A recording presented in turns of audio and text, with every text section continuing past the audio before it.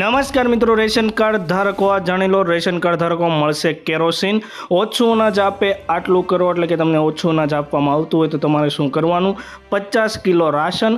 અંત્યોદય, BPL અને APL ration card ધારકોમાંથી કોને કેટલો ફાયદો થશે વગેરે વિશેની વાત જે છે આપણે આજના વિડીયોમાં કરવાના છીએ. તો વિડીયો છેલ્લે સુધી જુઓ, અને જો તમે અમારી આ ચેનલ પર નવા હોય તો ચેનલને જે છે જરૂરથી સબસ્ક્રાઈબ કરી નાખજો. તો સૌપ્રથમ મિત્રો વાત કરીએ, રેશન કાર્ડ ધારકો મળશે કેરોસીન. ઇઝરાયલ, અમેરિકા અને ઈરાન વચ્ચેના યુદ્ધના કારણે ભારતમાં ગેસ સિલિન્ડરની કટોકટી અને ભવિષ્યમાં એનર્જી માટે, એટલે કે ગેસ હોય, પેટ્રોલ હોય કે ડીઝલ હોય કે કોઈ પણ બીજું એનર્જીનું જે ક્રૂડ ઓઇલમાંથી જે તમને મળતું હોય, તો એના એક વિકલ્પ તરીકે જે છે કેરોસીન અત્યારે હાલ ઉપલબ્ધ હોવાથી રેશન કાર્ડ ધારકો કેરોસીન પણ મેળવી શકે છે.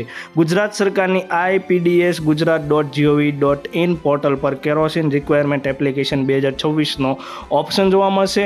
ત્યાં મોબાઈલ નંબર વડે જે છે એપ્લાય કરી તમે કેરોસીન મેળવી શકશો. તો ભવિષ્યમાં જે છે તમારે કેરોસીનની જરૂરિયાત હોય, તમારે કેરોસીન રેશનના જે શોપ છે, રેશન શોપ છે, ત્યાંથી મેળવવું હોય તો એના માટે તમારે એક એપ્લિકેશન ફોર્મ ભરવાનું છે. એ તમને જે છે ઓફિશિયલ પોર્ટલ મેં તમને જે અહીંયા દર્શાવી, બરોબર છે, IPDS.gujarat.gov.in, ત્યાં તમે જશો તો ત્યાં તમને એક લિંક જોવા મળશે, કેરોસીન રિક્વાયરમેન્ટ એપ્લિકેશન ફોર્મ, બરોબર છે, અથવા તો એપ્લિકેશન 2026 એવું તમને જોવા મળશે, બરોબર. તો તેના પર તમે ક્લિક કરશો. ત્યારબાદ તમારે તમારો મોબાઈલ નંબર એન્ટર કરીને જરૂરી બધી જે ડિટેલ આવતી હોય એ બધી ડિટેલ જે છે ફિલઅપ કરી દેવાની રહેશે કે તમારે જે છે કેરોસીનની રિક્વાયરમેન્ટ છે. તો ત્યારબાદ એ તમે ફોર્મ ભરી દેશો તો ત્યારબાદ તમારા જે રેશનિંગની શોપ છે ત્યાંથી તમે જે છે કેરોસીન ટૂંક સમયની અંદર જે છે મેળવી શકશો. અત્યારે હાલમાં જે છે ઇઝરાયલ, અમેરિકા અને ઈરાનના યુદ્ધના કારણે જે એનર્જીની કટોકટી છે, બરોબર, તમે ગેસ સિલિન્ડરની અંદર જોતા હશો કે ગેસ સિલિન્ડરની રિક્વાયરમેન્ટ તમારે જે હોય એ પ્રમાણે તમને સમયસર મળતો નથી. તો એના કારણે તમારે કેરોસીન જોતું હોય તો આ રીતે મેળવી શકશો. જે રેશન કાર્ડ ધારકો છે એના માટે આ સુવિધા જે છે પૂરી પાડવામાં આવી છે સરકાર દ્વારા. ત્યારબાદ મિત્રો આગળ વાત કરીએ તો અહીંયા તમે જોઈ શકો છો, રેશન કાર્ડ ધારકો ફરિયાદ કરો. તો રેશન કાર્ડ ધારકો હોય છે એની ઘણા લોકોની કમેન્ટ પણ આવતી હોય છે, અને ઘણા લોકો એવું કહેતા હોય છે કે રેશનનો જથ્થો ઓછો આપવામાં આવે છે તો શું કરવું એવા જે છે પ્રશ્નો આવતા હોય છે, અને બીજી પણ ઘણી બધી ફરિયાદો રહેતી હોય છે.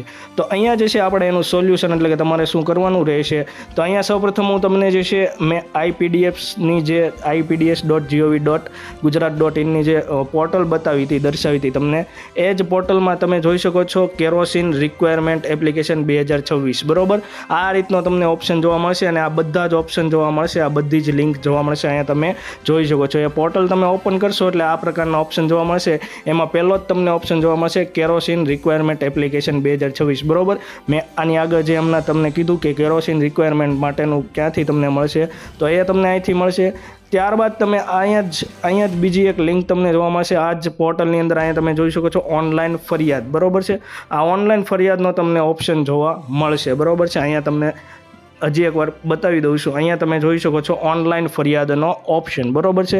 તો એ ઓનલાઈન ફરિયાદનો ઓપ્શન ઉપર તમે જે છે સિલેક્ટ કરશો, ત્યારબાદ તમે આ રીતનું કંઈક તમને જોવા મળશે, બરોબર છે. તો અહીંયા તમારે તમારો મોબાઈલ નંબર એન્ટર કરીને ત્યારબાદ તમારી જે ફરિયાદ હોય એ ફરિયાદ જે છે તમારે આખી કરી દેવાની રહેશે, કે તમને જે છે કઈ રીતે અનાજ ઓછું મળે છે, શું છે, તો એ બધી તમારે ડિટેલ દેવાની રહેશે. એમાં તમારે જે છે તમારો આધાર જે નંબર હોય છે, બરોબર, રેશન કાર્ડ નંબર ને એવું, તો એ બધી ડિટેલ દેવાની રહેશે. કેટલા કિલો તમે રેશન લીધું હતું અને કેટલા કિલો તમને મળ્યું છે, એ રીતના આખું જે છે એમાં જે છે ડિટેલ એન્ટર કરી દેવાની રહેશે એ ફરિયાદની અંદર. ત્યારબાદ તમે અહીંયા જોઈ શકો છો જે ટોલ ફ્રી નંબર છે તેના પર પણ તમે જે છે ફોન કરીને જે છે ફરિયાદ તમારી નોંધાવી શકો છો, અથવા તો મેં આની આગળના વિડીયોમાં તમને અન્ન સહાયતા વોટ્સઅપ દ્વારા તમે ફરિયાદ કરી શકો છો, બરોબર. તો એ વોટ્સઅપ નંબર તમને આપ્યો હતો, તો એના દ્વારા પણ તમે ફરિયાદ કરી શકો છો. તો ઘણા લોકોની કમેન્ટ હતી કે ભાઈ અનાજ ઓછું આપવામાં આવે છે અને બીજી પણ ફરિયાદો તમારી કાંઈ પણ હોય તો એના માટે તમારે આટલું કરવાનું રહેશે. ત્યારબાદ મિત્રો આગળ વાત કરીએ તો આધાર કાર્ડ ધારકો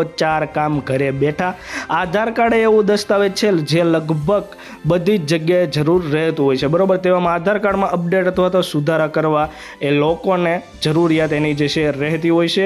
સુધારા ઘરે બેઠા કરવા UIDAI, એટલે કે આધાર કાર્ડની જે ઓફિશિયલ ઓથોરિટી છે, unique identification authority of India, બરોબર છે, એના દ્વારા જે છે આધાર નામની એક એપ લોન્ચ કરવામાં આવી છે, જેમાં સર્વિસ નામનું ઓપ્શન જોવા મળશે. તો સૌપ્રથમ એ એપની વાત કરી દઉં તો પ્લે સ્ટોર ઉપર જશો એટલે ત્યાં જઈને તમે આધાર એવું લખશો તો ત્યાં તમને જે છે આ પ્રકારનો કંઈક સિમ્બોલ જોવા મળશે. છે તો આ પ્રકારના સિમ્બોલવાળી તમારે એપ્લિકેશન જે છે ડાઉનલોડ તમારા ફોનની અંદર કરી લેવાની છે, બરાબર છે.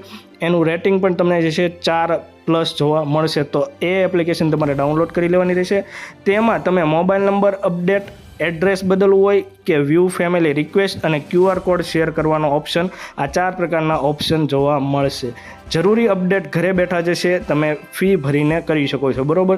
તો તમારે તમારો મોબાઈલ નંબર અપડેટ કરવો હોય, તમારે એડ્રેસ અપડેટ કરવું હોય કે તમારા કોઈ પણ ફેમિલીમાંથી તમે જે છે આધાર કાર્ડ બનાવવા માટેની રિક્વેસ્ટ કરી હોય, તો એ તમારે જોયું હોય કે કઈ જગ્યાએ પહોંચ્યું છે, બરાબર છે, પ્રોસેસ કઈ જગ્યાએ છે, કઈ જગ્યાએ અટક્યું છે, તો એ કરી શકો છો. અને બીજું QR કોડની નવી સિસ્ટમ કે જે તમારે આધાર કાર્ડ, ફિઝિકલ આધાર કાર્ડ તમારે દેવાની જરૂર ના રહે, તો તમારો જે આધાર કાર્ડનો જે QR કોડ આવતો હોય છે એ તમે આપી દો જે જગ્યાએ તમારે દેવાનું હોય આધાર કાર્ડ, તો એ જગ્યાએ તમે જે છે આધાર કાર્ડ આપી દો. અને એમાં પણ તમને ઓપ્શન જોવા મળશે કે તમારે જે છે કઈ ડિટેલ તમારી શેર કરવી, બરાબર. આધાર કાર્ડ એ એક અગત્યનું દસ્તાવેજ હોય તો એનો ખોટી જગ્યાએ ઉપયોગ ન થાય, તો એના માટે આ QR કોડવાળી સિસ્ટમ પણ આ જ એપ્લિકેશનની અંદર જે છે કરવામાં આવી છે. તો આ 4 પ્રકારના તમને જે કામ ઘરે બેઠા તમે કરી શકો છો આ એપ્લિકેશનના માધ્યમથી. હાલ આ એપમાં જે છે નામ સુધારા, જન્મ તારીખ સુધારા જેવા ઓપ્શન જે છે જોવા મળતા નથી. ખાસ કરીને લગ્ન પછી જે છે આધાર અપડેટ માટે આ બધી જ વસ્તુ જરૂરી રહેતી હોય છે. લગ્ન તમારા થયા હોય તો લગ્ન પછી જે છે નામમાં તમારા જે છે પતિનું નામ જે છે એડ કરવાનું રહેતું હોય છે, કોઈ પણ સ્ત્રી હોય, મહિલા હોય, અથવા તો જન્મ તારીખમાં સુધારો કરવો હોય, ખાસ કરીને એ બધા અપડેટ કરવાના રહેતા હોય તો એ જે છે આ એપ્લિકેશનના માધ્યમથી તમે નહીં કરી શકો. તેના માટે જે છે લોકોએ આધાર સેન્ટરે જવાની જરૂર રહેશે, પરંતુ સરકારે બધા જ સુધારા ઘરે બેઠા એપ દ્વારા થઈ જાય તે માટે બીજા ઓપ્શન, એટલે કે જે છે નામમાં અપડેટ થઈ શકે, જન્મ તારીખમાં અપડેટ થઈ શકે, તો બધા જ અપડેટ જે છે આ એક જ જે છે એપ્લિકેશન છે એના માધ્યમથી થઈ શકે એવું જે છે પગલું લેવું જોઈએ. એવું જે છે UIDAI કરવું જોઈએ, એટલે કે ઓથોરિટી છે એણે કરવું જોઈએ, સરકારે જે છે એ કરવું જોઈએ, જેથી કરીને લોકોને જે છે આધાર સેન્ટરે ધક્કા ખાવાની અને ત્યાં લાંબી લાઈનોમાં ઊભું રહેવાના બદલે ઘરે બેઠા જે છે એનું કામ જે છે થઈ. અને ત્યારબાદ મિત્રો છેલ્લે આપણે વાત કરીએ ગેસ સિલિન્ડર બુકિંગ નિયમો. તો રોજબરોજની જિંદગીની અંદર જે છે ગેસ એક અગત્યનું, જે સિટીની અંદર લોકો ખાસ કરીને રહેતા હોય છે એના માટે ગેસ સિલિન્ડર જે છે, ગેસ જે છે જે એનર્જીના સોર્સ તરીકે ખાસ કરીને રોજબરોજની જિંદગીમાં ઉપયોગી રહેતો હોય છે. તો એને લઈને જે નિયમો છે એની આપણે મિત્રો વાત કરીએ તો મિડલ ઇસ્ટમાં તણાવ વચ્ચે જે LPG ગેસ સિલિન્ડરને લઈને હજુ પણ લોકો હાલાકીનો સામનો કરવો પડી રહ્યો છે. લોકોને ભારત સરકાર સ્પષ્ટતા કરી ચૂકી છે કે દેશમાં અત્યારે LPGની કોઈ કમી નથી, આથી ઉતાવળમાં પેનિક બુકિંગ ના કરાવો, બરાબર. આમ છતાં લોકો ગેસ સિલિન્ડર લોકોને જે છે મળી રહ્યા નથી. એવામાં હવે LPG ગેસ સિલિન્ડર 25 દિવસે બુકિંગ કરી શકાય છે, પરંતુ શું તમે જાણો છો તમે ગેસ સિલિન્ડર બુક કરાવવાના કેટલા દિવસ બાદ જે છે તમને જે છે બોટલ મળવી જોઈએ, એટલે કે તમારો સિલિન્ડર મળવો જોઈએ.